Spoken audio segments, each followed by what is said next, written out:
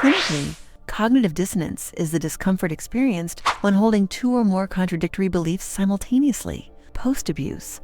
This manifests as a split reality A is the false, minimizing, or gaslit narrative provided by the abuser, designed to protect their image. Reality B is the verifiable, often painful, factual reality of the abuse you endured. The agony stems from your brain's frantic attempt to reconcile these two irreconcilable truths. We will walk through 3 key phases of the resilience protocol designed to resolve this conflict, starting with understanding its tactical origins. If you are a survivor of a toxic relationship, you know this agonizing feeling, the conflict between what you know happened and the reality the abuser insisted upon. You might feel confused, unstable, or even crazy. This isn't a failure of intuition. It is the predictable, calculated result of manipulation, and it has a name: post-abuse cognitive dissonance. Welcome to the Resilience Protocol. We are licensed professionals dedicated to helping you decode manipulation and accelerate trauma recovery. Today, we are providing the structured protocol you need to dismantle this dissonance, solidify your truth, and transition from surviving to thriving. This is foundational for permanent healing.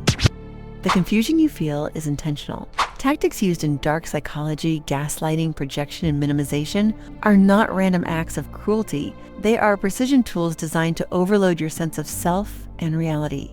Gaslighting, for instance, forces you to doubt documented events, creating direct conflict with your memory. Projection convinces you that your reasonable responses are actually flaws, leading you to internalize the abuser's guilt. These tactics force the brain into an impossible choice. The abuser forces you to choose: either trust your own reality and accept the intense psychological trauma of rejecting the abuser, or reject your reality to maintain the perceived safety and consistency of the relationship structure. Survivors often unconsciously choose the latter to minimize immediate pain. Understanding this validates your confusion. It confirms you were subjected to targeted manipulation, not inherent instability. Now, let's move to the solution, protocol phase 1. The first phase in resolving dissonance is clear, objective identification. We call this the split screen test. Grab a piece of paper or open a document and create 2 columns. This process externalizes the conflict, taking the battle out of your mind and placing it into a manageable format.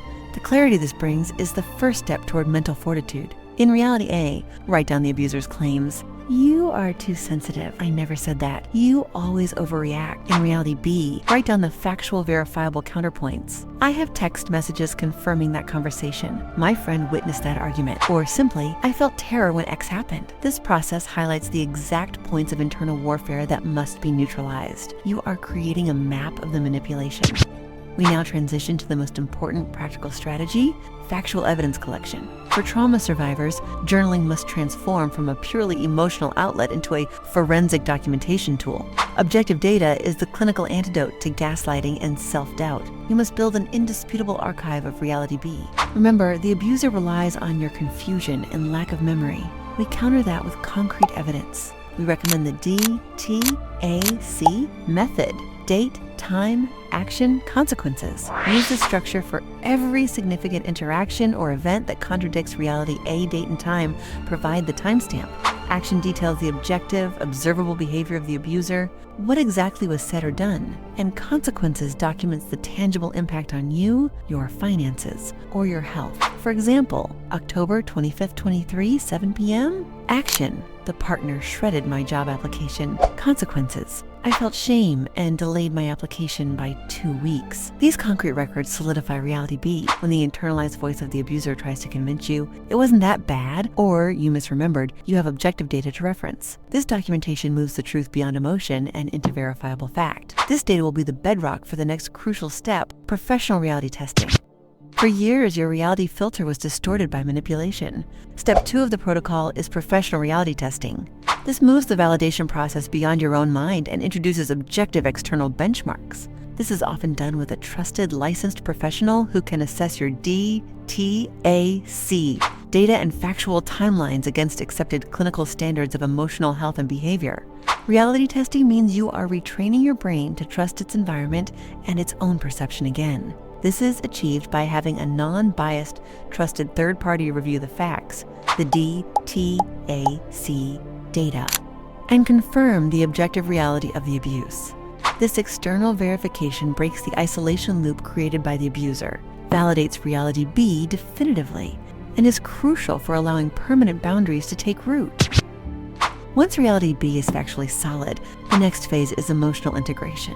During the abuse, your brain prioritized maintaining cognitive consistency, meaning painful emotions like grief, anger, and betrayal were often suppressed or invalidated. You could not fully grieve the loss or feel the anger because the dissonance prevented you from fully acknowledging the factual truth of the abuse. Now, you must allow these emotions to surface. Integration means acknowledging that the factual truth is painful and that pain is valid. Crucially, integration does not mean reconciling the two realities. Reality A is a lie. Reality B is the truth. You are feeling the emotions associated with the truth, which is necessary for moving out of survival mode and achieving emotional freedom. Let the anger be felt. Let the grief be processed. Even after healing, the internalized programming left by the abuser, the constant stream of doubt can persist. Protocol Step 3 addresses this residue through mindful interruption. When that intrusive voice echoes the abuser's narrative, "I deserved it, I was too demanding," you must engage in immediate thought stopping. Thought stopping must be followed by immediate replacement. Replace the manipulative statement with factual, evidence-based affirmations derived directly from your DTAC documentation. Instead of "I was too sensitive," you affirm, "I felt terror when he threatened me, and my DTAC records confirm this threat was objective and unwarranted." This technique halts the negative feedback loop and actively reinforces your new, accurate reality until it becomes automatic. The successful resolution of cognitive dissonance has profound clinical benefits. Imagine the immense psychological energy you previously spent trying to reconcile the irreconcilable. When that conflict is neutralized, that energy is freed up. This energy is now available for genuine healing, growth, and establishing a future based on reality B.